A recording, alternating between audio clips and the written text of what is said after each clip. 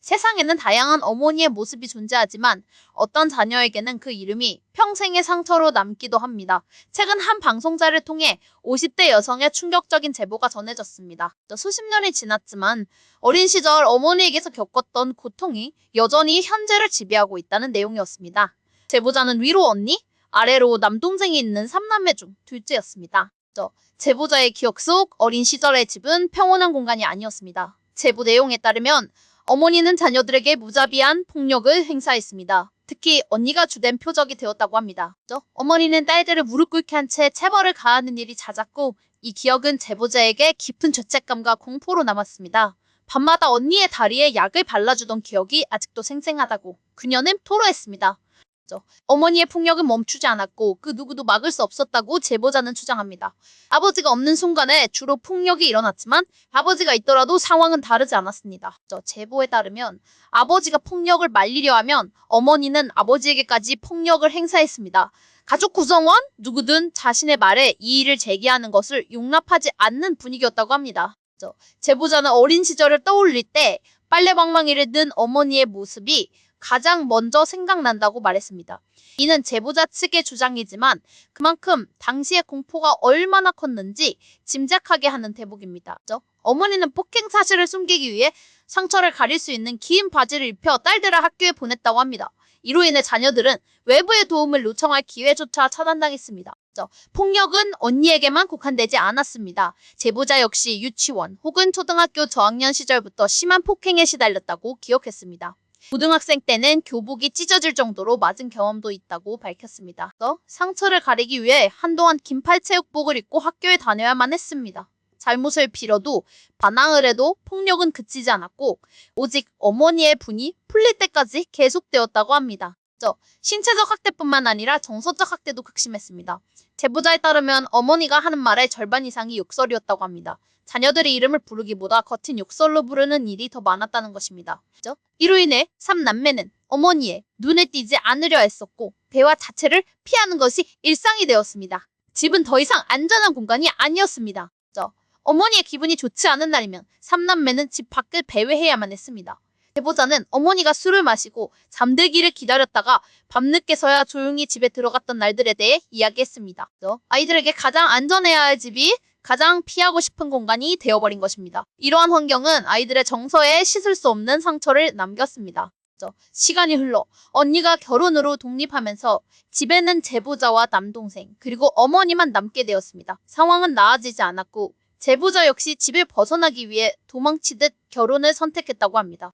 남동생 또한 하루빨리 집에서 벗어나고 싶어 일찍 군에 입대했고 직업군인의 길을 걷게 되었습니다. 가족이 뿔뿔이 흩어지는 방식으로 각자의 생존을 도모해야 했습니다.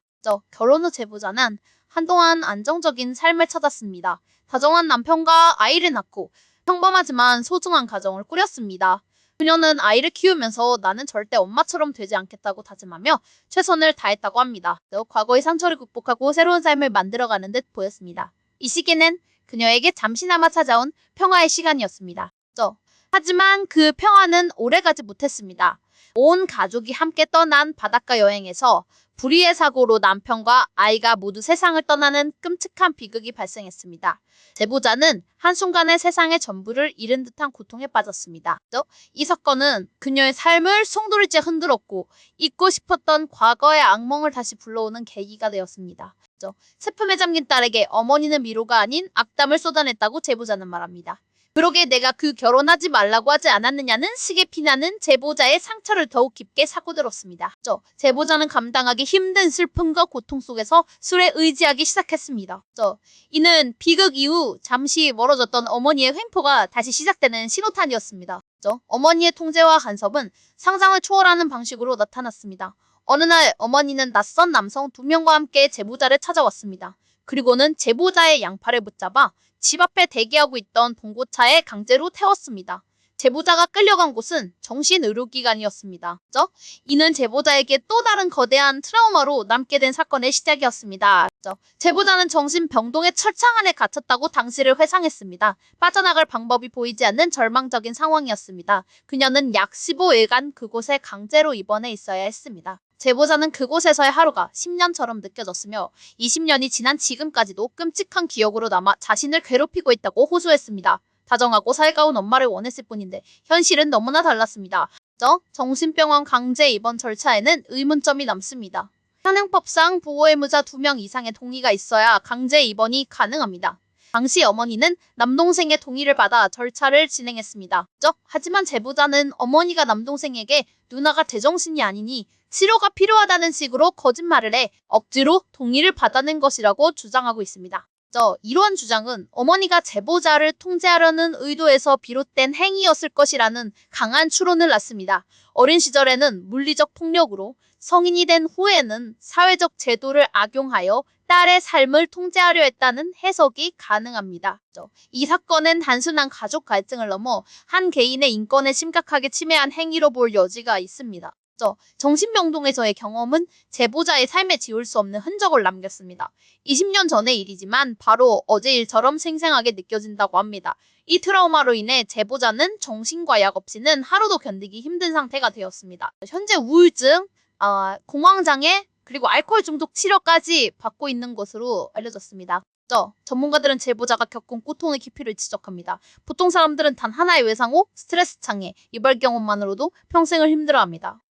하지만 제보자는 어린 시절에 지속적인 학대, 남편과 자녀를 잃은 비극적 사고, 그리고 정신병동 강제 입원이라는 여러 개의 큰 트라우마를 복합적으로 경험했습니다. 이는 상상하기 어려운 정신적 고통을 야기했을 것입니다. 결국 제보자는 스스로를 지키기 위한 마지막 선택을 해야 했습니다. 현재 그녀는 어머니와 남동생을 포함한 가족과 모든 인연을 끊고 지내고 있습니다. 더 이상의 상처를 받지 않기 위한 최선의 방어책이었을 것입니다.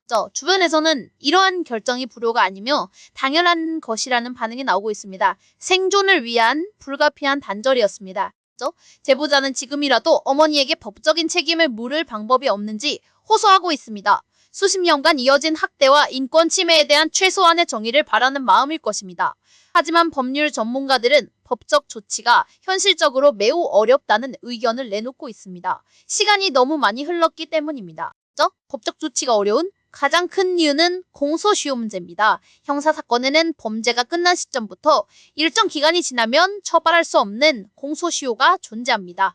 민사상 손해배상 청구 역시 소멸시효가 적용됩니다. 제보자가 겪은 대부분의 학대는 이미 수십 년이 지났고 강제 입원 사건 역시 20년 전의 일이라 시효가 지났을 가능성이 매우 높습니다. 설령 당시에 폭행이나 감금을 증명할 수 있는 증거가 남아있다고 하더라도 법의 시간은 제보자의 편이 아닐 가능성이 큽니다. 법적으로 책임을 묻기에는 너무 늦었다는 것이 전문가들의 대체적인 분석입니다. 이러한 현실은 제보자에게 또 다른 무력감과 좌절감을 안겨주고 있습니다. 억울함을 풀어낼 법적 통로가 사실상 막혀있는 셈입니다. 이 사건은 우리 사회, 가족 내 학대 문제의 심각성을 다시 한번 일깨워줍니다. 특히 시간이 오래 지난 아동학대 사건의 경우 피해자가 성인이 되어 목소리를 냈을 때 법적 구제를 받기 어렵다는 한계를 드러냅니다. 공소시효 제도가 진실 규명과 피해자 보호에 걸림돌이 될 수 있다는 지적이 나오는 이유입니다.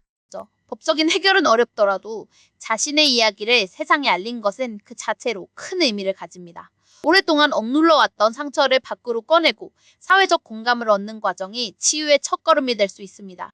비슷한 아픔을 겪는 다른 피해자들에게는 용기를 주는 계기가 되기도 합니다. 침묵을 깨는 것만으로도 변화는 시작될 수 있습니다.